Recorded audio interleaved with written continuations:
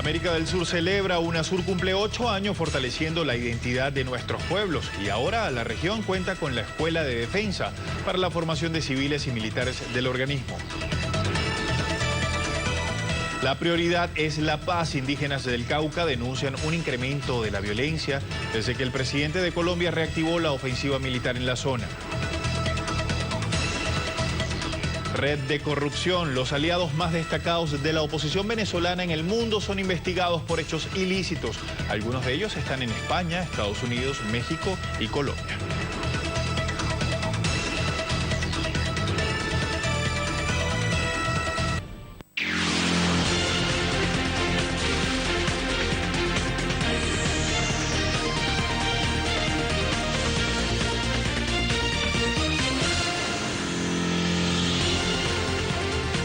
Hola, ¿qué tal? Bienvenidos, bienvenidas a Impacto Económico. Les saluda Luis Francisco Blandón desde Caracas, Venezuela. Vamos de inmediato con los titulares en la jornada de hoy. Comenzamos. El presidente Nicolás Maduro anunció una contraofensiva para hacer frente a las distorsiones en la distribución de alimentos en Venezuela. Elecciones primarias en Buenos Aires, Argentina, aceleran las campañas y las propuestas en materia económica. La OPEP no prevé un mayor aumento de la demanda de petróleo a nivel internacional. Puerto Rico busca asesoría de exfuncionarios del FMI para resolver la crisis de deuda. Esta noche en nuestra lista económica.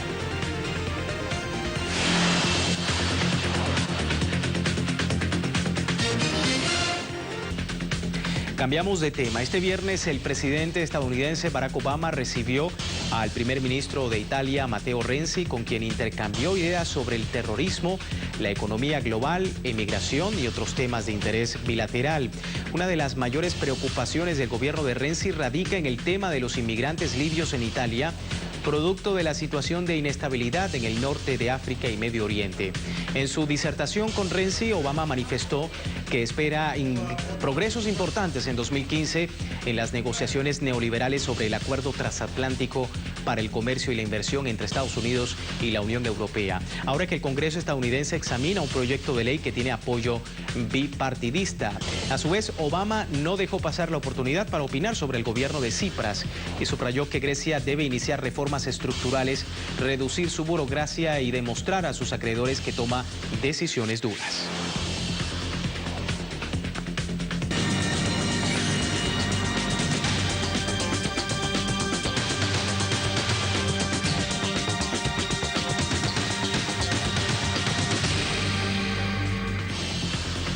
El gobierno puertorriqueño y los fondos de cobertura que poseen sus bonos buscan la ayuda de exfuncionarios del FMI para resolver la inminente crisis de deuda de ese país que, según expertos, podría requerir una reestructuración como la de Grecia. Veamos. En medio de negociaciones con los acreedores y otros inversionistas para solucionar la crisis de deuda que afronta Puerto Rico, el gobierno de la isla ha decidido recurrir a exfuncionarios del Fondo Monetario Internacional, como Ann Kruger, ex subdirectora gerente del fondo, y Claudio Loser, exdirector del Departamento del Hemisferio Occidental del organismo internacional. Puerto Rico, Estado libre autónomo de Estados Unidos, acumula más de 70.000 millones de dólares en deuda, que arrastra incluso a entidades como la Autoridad de Energía Eléctrica, por lo que se encuentran negociaciones para obtener fondos de hasta 3.000 millones de dólares en nuevos bonos y así vitalizar sus arcas públicas prácticamente vacías. Expertos consideran que la creciente deuda del país podría requerir una reestructuración más similar a la de Grecia y a una ciudad con problemas financieros como Detroit.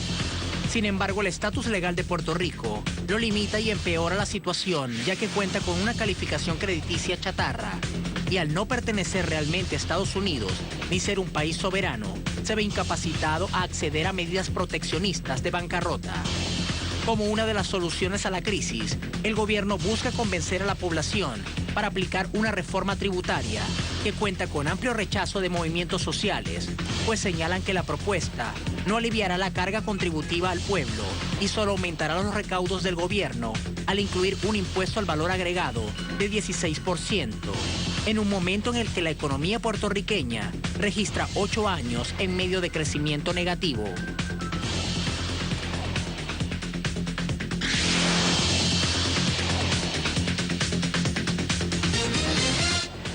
Vamos con el enfoque económico de esta noche. Nos acompaña Salvador Tío Fernández, abogado y miembro del Movimiento Independentista de Puerto Rico, ya en pantalla con nosotros. Salvador, muchísimas gracias por su tiempo con la audiencia latinoamericana. Muy buenas noches, Blandón. ¿Qué tal? ¿Cómo estás? Muy bien, bueno, hablar de Puerto Rico, que tiene problemas con más de 70.000 millones de dólares de deuda en total y pide ahora a exfuncionarios del Fondo Monetario Internacional para resolver esa crisis ayuda con la posibilidad de reestructuración similar a Grecia. ¿Es conveniente este acuerdo? ¿Qué esperar de esta asesoría, a Salvador? Primero trataron recientemente de buscar la manera de desarrollar una legislación aquí que permitiera que el gobierno de Puerto Rico pudiera acogerse a un tipo de quiebra. Eso no pasó, no fue posible porque no lo ven como algo posible dentro del esquema colonial que Puerto Rico tiene. Lo que se plantea de acercarnos al Fondo Monetario Internacional, como muy bien ustedes plantean en el resumen que han hecho antes de proceder aquí, es someter a Puerto Rico a seguir hundiéndose, porque si uno no logra renegociar los términos de esa deuda, auditarla para determinar cuáles de esas deudas en realidad fueron contraídas debidamente y cuáles en realidad han sido excesos debido a corrupción, a representaciones fraudulentas de parte de las agencias acreditadoras. O sea, Puerto Rico está en una situación muy difícil, donde además la economía ha tenido un crecimiento negativo, ha habido una contracción de la economía. Ya esta no es la primera vez que se someten medidas alternas para poder ir subsanando el problema de la deuda en Puerto Rico. En el 2006 se aprobó el IVO, se creó COFINA, la deuda estaba en 50.000 millones, la deuda está en 70.000 millones. Nada de lo que se hizo en realidad surtió el efecto deseado. El Departamento de Hacienda no pudo administrar bien tampoco el IVU que se adoptó en el 2006. Y ahora vienen con un IVA que inicialmente iba a ser de 16% y lo han bajado hoy en la propuesta que sale del Senado al 11%. Digo, una propuesta que sale del Senado que todavía no se ha discutido plenamente en las cámaras. Puerto Rico tiene que buscar una alternativa que no sea esa. Tiene que buscar, es imposible ver el problema de la deuda sin tomar en consideración el asunto del desarrollo económico que se va a promover en Puerto Rico. Y nosotros estamos viendo una situación meramente de seguir subsidiando al Estado, de ayudar al Estado a cubrir sus obligaciones, pero no se ve una estrategia real que ponga a Puerto Rico en proyección hacia el Caribe, donde naturalmente debería estar mirando para ofrecer servicios que pueda ofrecer, para mantener otro tipo de relación económica. Precisamente. Hay posibilidades que se han discutido, posibilidades inclusive con el Banco de la Reserva Federal, con un programa que ellos tienen al cual podríamos acogernos. Pero lo cierto es que entrar nosotros a profundizar en el neoliberalismo que se ha venido viendo en Puerto Rico no resuelve. Ahora, Salvador, si me permite hablar, porque desde el punto de vista jurídico, usted como abogado, ¿cómo ve el estatus, ¿no, de Puerto Rico, que no es un estado ni es un país soberano? ¿De qué manera esto influye al momento de buscar una solución al problema de la deuda en ese país? Yo creo que influye muchísimo, porque nosotros estamos en ese sentido. No somos un estado, nosotros somos una nación, pero somos una nación sin estado. Quien nos gobierna es el gobierno de los Estados Unidos. Nosotros no tenemos voto, no votamos por el presidente y no tenemos ningún representante que vote ni en la Cámara ni en el Senado. Hay un comisionado residente, que es una figura híbrida que se crea allí, pero que solamente tiene derecho a participar en discusiones en los comités, pero no tiene voto. Por lo tanto, es una persona que no puede hacer verdaderos reclamos. El único poder que tienen los puertorriqueños allá, el legislativo, más bien viene de los congresistas puertorriqueños que han sido electos, los 3 congresistas puertorriqueños que han sido electos por las comunidades de Nueva York y de Chicago. No podemos acogernos a una quiebra, tratamos de hacerlo, el gobierno no pudo hacerlo. Eso no significa que nosotros no podamos empezar a ver otras alternativas, pero yo no creo que nada que se haga puede partir del fondo que no tenga relación con un proyecto de desarrollo económico para el país. Lo que se ha hecho en Puerto Rico ha sido privatizar las empresas públicas que más le generaban a Puerto Rico. O sea, que Puerto Rico ha reducido su flujo de ingresos. El aeropuerto se le entregó a Aeropuertos del Sur y a Eastern Capital, que tiene que ver el señor Carlos Slim con eso. La teleférico de Puerto Rico se le vendió al señor Carlos. Las carreteras de Puerto Rico se le entregaron a unos consorcios en España. Todo lo que genera... Y ahora están hablando con relación a la Autoridad de Energía Eléctrica, le acaban de extender un contrato por $3 millones más por un mes de trabajo a la señora Lisa Donoghue, que todavía no ha podido verdaderamente articular qué es lo que ella realmente va a proponer para una reestructuración de la Autoridad de Energía Eléctrica. Ahora, Puerto hablando... Rico está maniatado. Ahora, hablando de protestas, Salvador, hablando de propuestas sobre la situación de la deuda, ya para terminar, me queda un minuto, Salvador.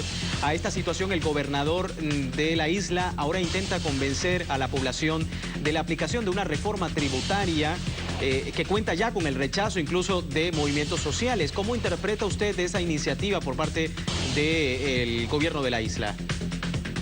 El gobernador necesita levantar dinero porque si no va a tener que cerrar el gobierno, y Puerto Rico tiene una economía en el cual el sector privado ha mermado y un % alto son gente que trabaja en el gobierno. Si el gobierno no tiene manera de poder cumplir con sus obligaciones, se reduce la plantilla del gobierno y se sigue contrayendo la economía. Lo que pasa es que la forma como se está planteando de un IVA que inicialmente era de un 16%, ha sido rechazada por amplios sectores. La protesta ha sido significativa y continúa. Puerto Rico tiene que poder encontrar una manera de buscar una moratoria de la deuda, de aumentar esa deuda y de poder entrar en negociaciones directamente con el Banco de la Reserva Federal o mirar hacia el sur.